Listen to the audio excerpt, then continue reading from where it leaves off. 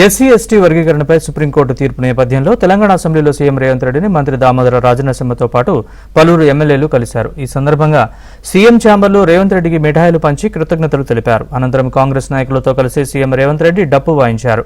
వర్గీకరణపై supreme court రాజ్యాంగ ధర్మాసనం ఇచ్చిన తీర్పును మనస్ఫూర్తిగా కృతజ్ఞతలు చెప్పారు.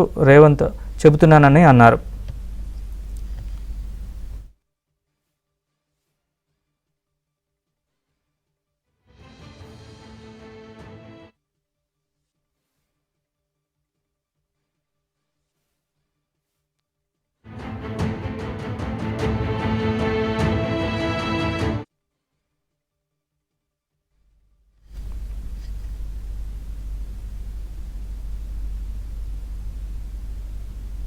ఎమ్మెల్యేలు కలిశారు. ఈ సందర్భంగా సీఎం ఛాంబర్లో రేవంత్ రెడ్డికి మిఠాయిలు పంచి కృతజ్ఞతలు తెలిపారు. అనంతరం కాంగ్రెస్ నాయకులతో కలిసి సీఎం రేవంత్ రెడ్డి డప్పు వాయించారు.